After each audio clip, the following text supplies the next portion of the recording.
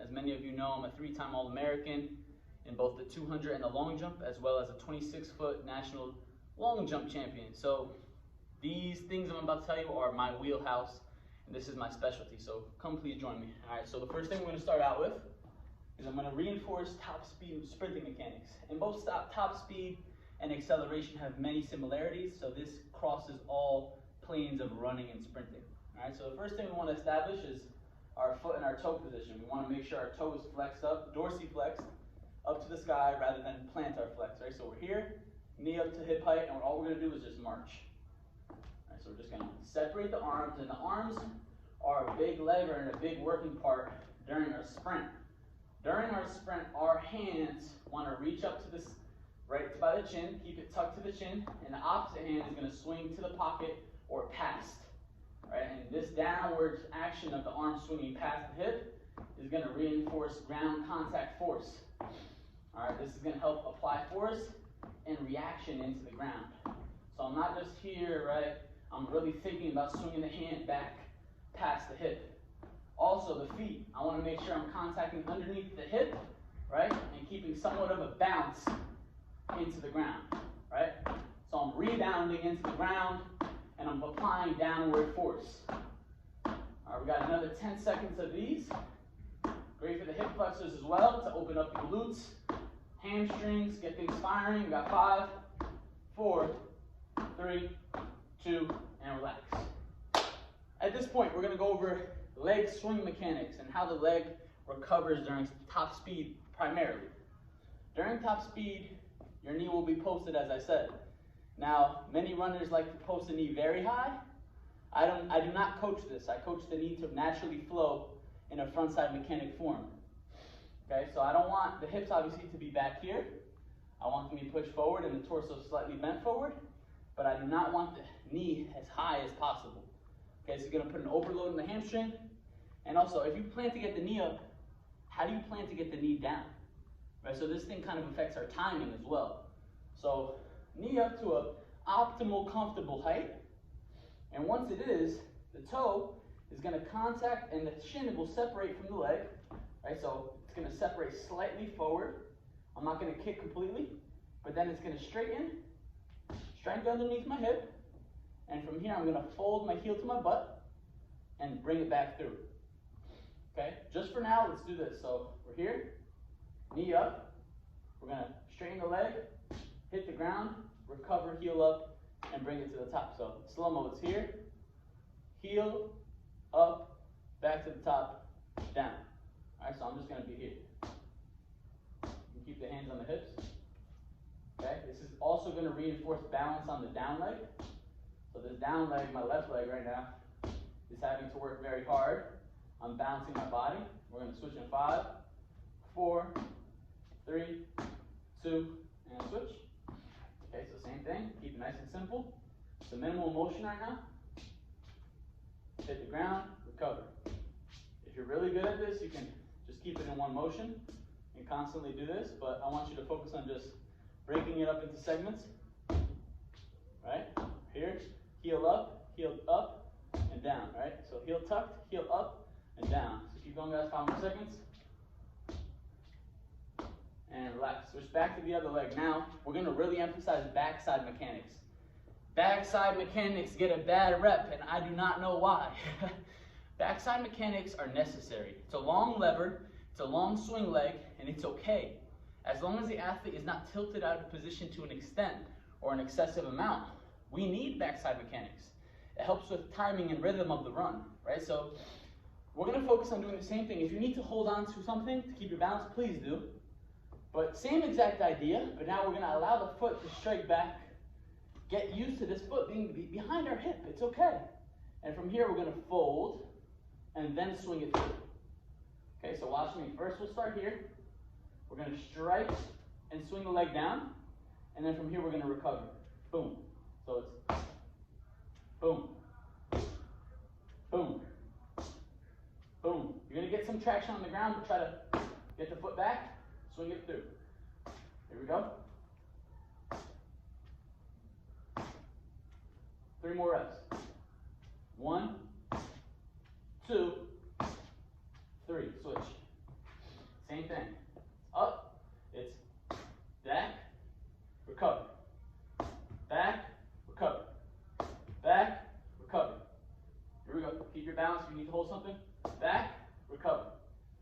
Same thing.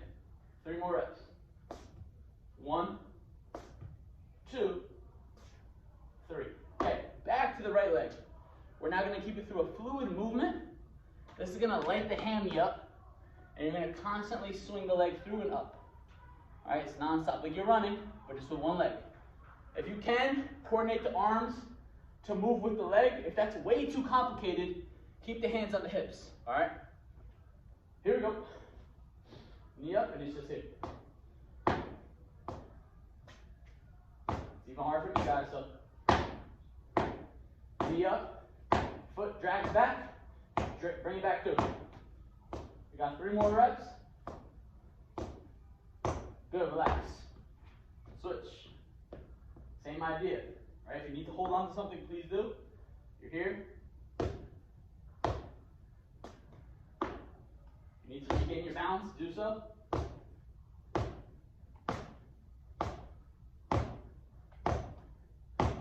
I'm keeping my heel tight to the butt. Switch one more time. Heel tight to the butt in that recovery. Allow it to go back, but then swing it back through. Same idea. Here we go.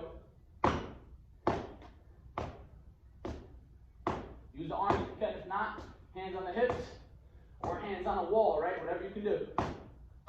It's a tough leg from you guys. Feel tight. Here we go. Let's get 5 more. Here we go. Good. Woo! Lit up posterior chain. It's lit up. There we go.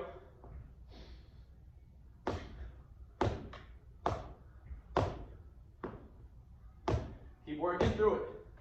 Strike the foot down, get it to go back, and pull it through with the heel.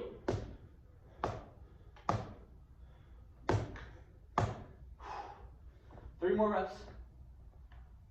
1, 2, 3. Okay. Hip flexors are on fire.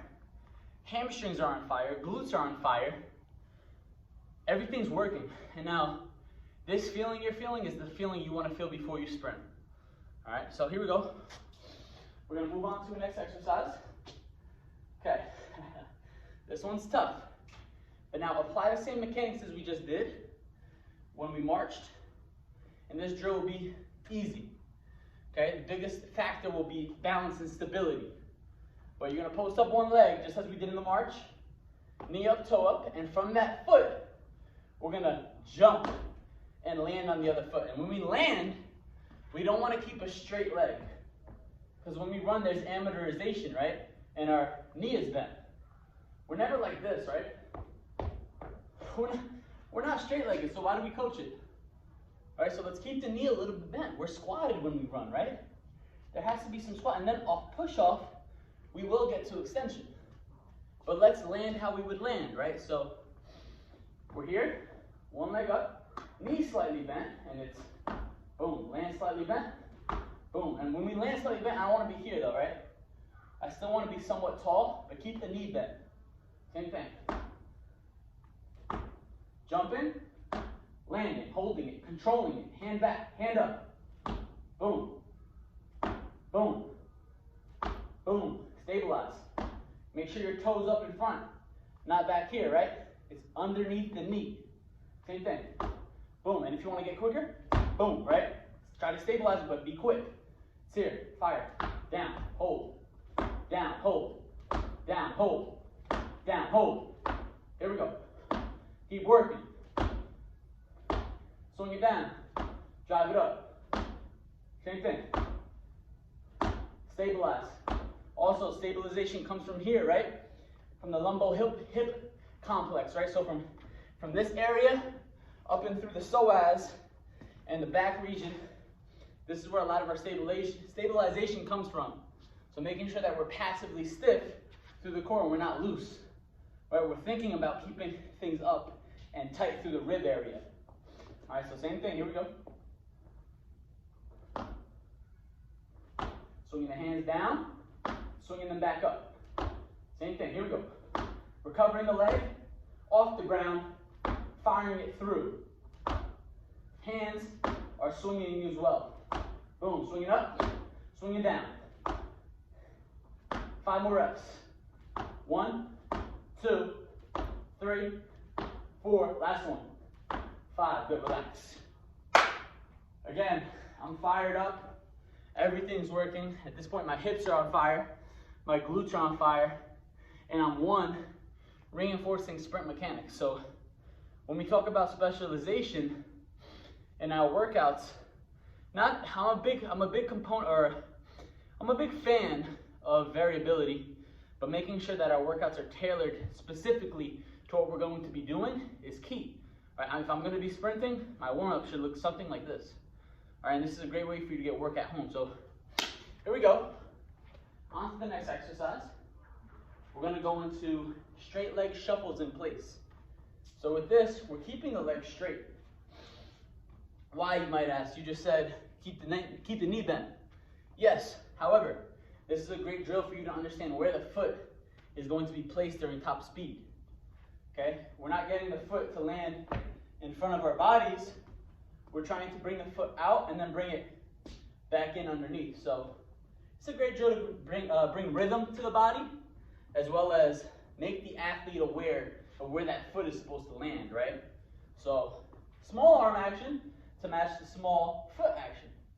And all we're going to be doing is this, straight legged, making sure that we're landing on the ball of the foot. Okay, we're not landing heel first, ball of the foot striking here, and it's coming back through, leg straight. Notice how I have a rhythm to me. I'm not like this, right? I'm bouncy. Create a rhythm on and off the ground, and the hands are working right through the hip area. You got another 10 seconds just like this. This is just to build rhythm. 5, 4, 3, 2, relax. Okay, here's where it gets a little complicated, and you might have some difficulty with this, but it's fine.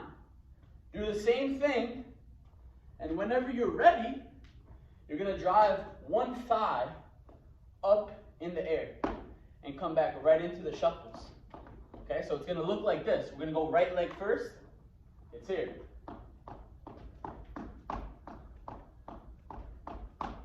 That's in slow motion. For those who are advanced and you want to fire it up, which eventually we want to teach our nervous systems how to fire things up and strike them back down, it's going to look like this.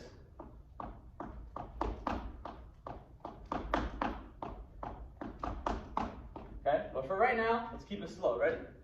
Set and go. Follow on. As the thigh is coming up, our arms are separating. Right? One hand is coming up to the chin, the other one's dropping back through the hip. Keep going, guys.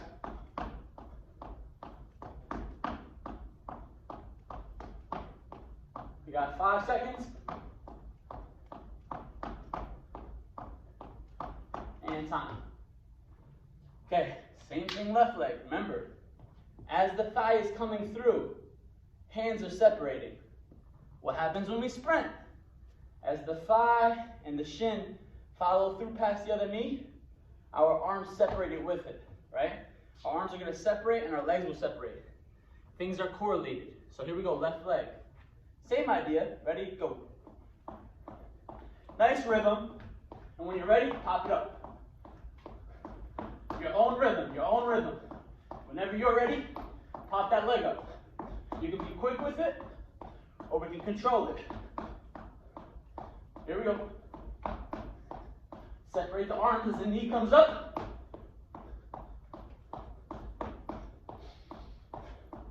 Five more seconds. Last one. Good. Woo. Okay. Here we go. So we're going to do more of a stationary switch now. So this is working more of a neural ability and to really get the nervous system to twitch and fire quick. There's many ways to do it, but I find this is a great way to do it while you're in place with not a lot of resources at hand. So this is more of an at-home method. So you're going to find a line, or you don't have to be on a line. You can just keep your feet in space. All right, so find a line if you'd like. If not, again, you can use any blacktop or floor surface. Keep things bent, knees bent, so the back shin angle is bent. This one's slightly forward. And what we're gonna do is, in slow-mo, tap the other foot to the line and replace it. Okay, but make sure that this back heel doesn't go straight. Everything's bent the whole time. Back is flat, you're not rounded. Good posture, good athletic posture. Athletic posture is low, but it's also tight. Right? We're not loose, we're not lax. Things are working in unison, and you're making sure that things are active. Okay? So all we're gonna do is this, single leg switch. This is called the replace drill. So you're replacing one foot where the foot started, and then you're replacing it back. So you're here, boom, so it's 1, 2. And as you're doing that, this is great for twitch and neural activation, as well as learning how to replace the foot and return it. Okay, this is good foot replacement drill, all right? And as you're doing it, make sure the arms are working in unison as well. So everything's low and bent. We're gonna go through some reps, ready? It's 1, 2. 1, 2, pause. 1, 2, pause. Driving the hands back.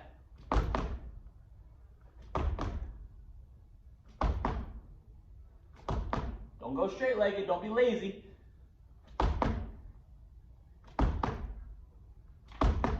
Good, relax. Shake the legs out. If you want to walk it out, walk it out. We're switching. I started with my left foot forward. Now I'm going with my right foot forward. All right, so same drill, just switch the foot to start with. Here we go. Same idea, it's a 1, 2 switch.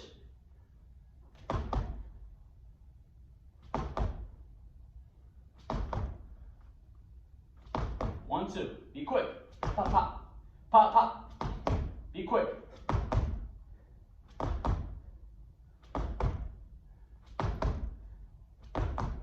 Last one. Go relax. Woo!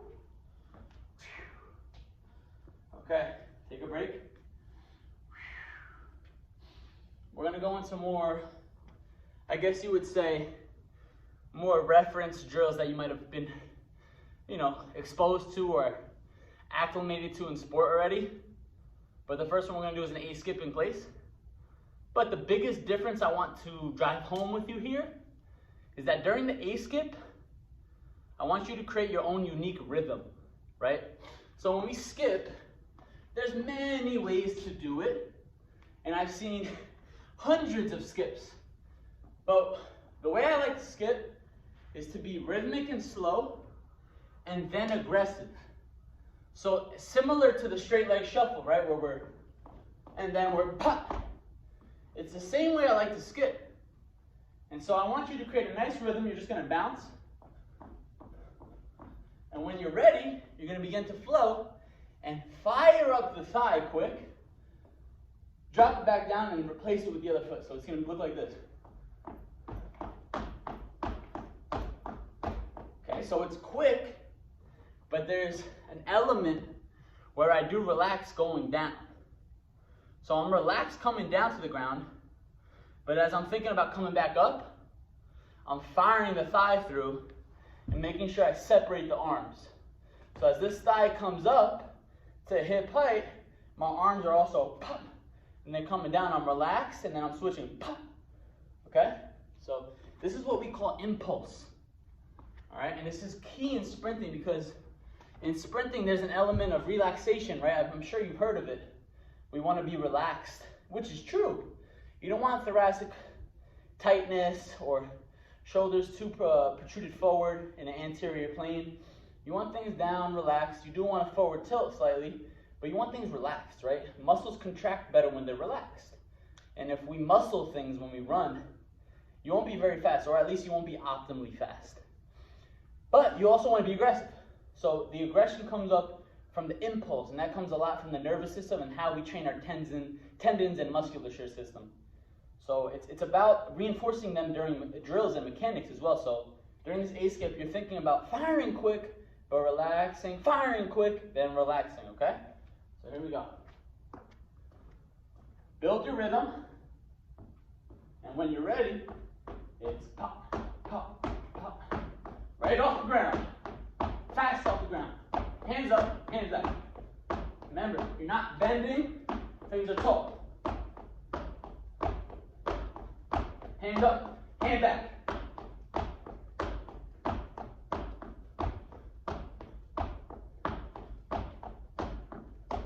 Good, relax. Take a break. Take a break, guys.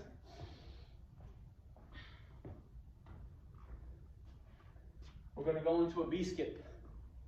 Now, the B skip is gonna force you to bring the foot out from the body. And when I see people B skip, I see them do it a lot of different ways.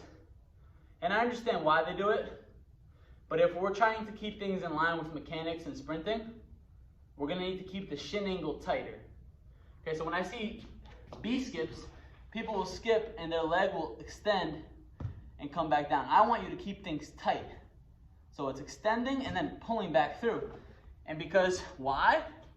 Well, when we sprint, if you're reinforcing sprint drill mechanics or sprint mechanics in general through your drills, you're gonna want them to be pretty similar, right? We don't wanna force these bad habits. Although there is a B skip that you do extend the foot out and stretch the hamstring, that's for a different purpose. That's for the hamstring to get acclimated to a high stress before the event. So what we're gonna do is, it's the same thing as the A skip. You're gonna drive the knee up, but when you're ready, you're only gonna extend the shin out ever so slightly to a small degree to create maybe like a 120-degree angle if you're taking this angle from calf to hamstring, instead of kicking all the way out. So we're not kicking, we're extending slightly and we're pulling it back through. So it's gonna look like this.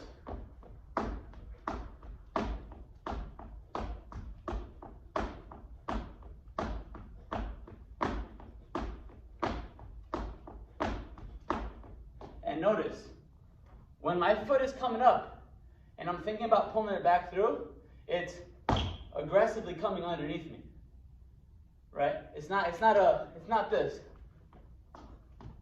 I'm here and it's active, right? I'm pulling it through. And that's the same mindset you want to have when you sprint. It's quick twitch. There's a moment of relaxation. When you hit the ground, it's boom, fire again. The ground is where we want to work. Okay, it's working the air when we come close to the ground and then working the ground when we interact with it. But if you think hit the ground before you hit the ground, good things happen, trust me. We want to hit the ground before we hit the ground. Do you get what I'm saying? So it's about making contact in the mind and the nervous system to fire and get things ready to fire before we actually make contact and interact with the ground itself. So here we go, one more round of those B skips. Same idea.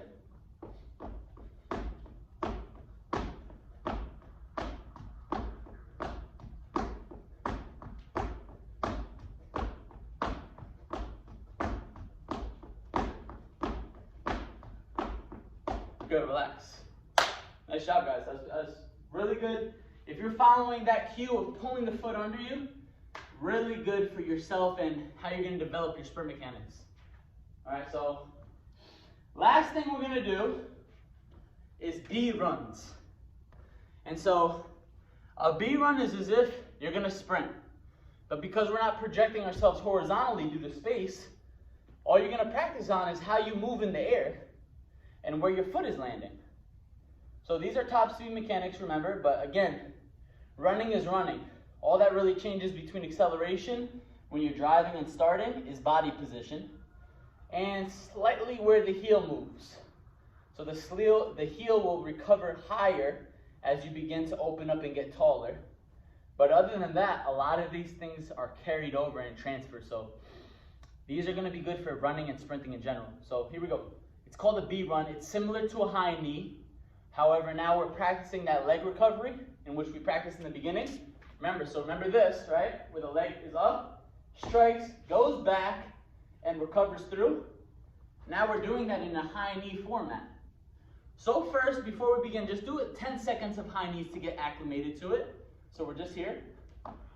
Separate the arms. Okay, that's high knees. What's going to vary is how the heel moves horizontally, right? In high knee, the foot comes up, the foot comes down, right? march.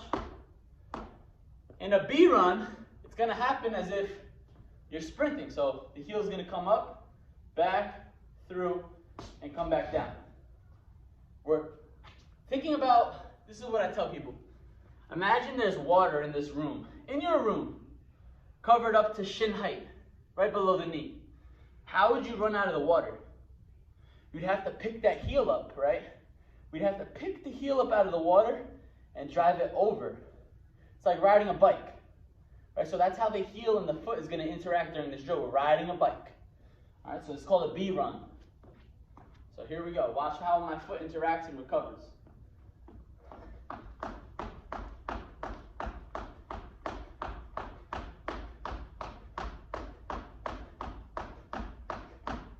You guys see that, right? So heel is coming up, extending, slight extension of the shin. Remember, we're not kicking though, and then pulling it back under. Okay, we're gonna do one more round of that. Same idea. Here we go.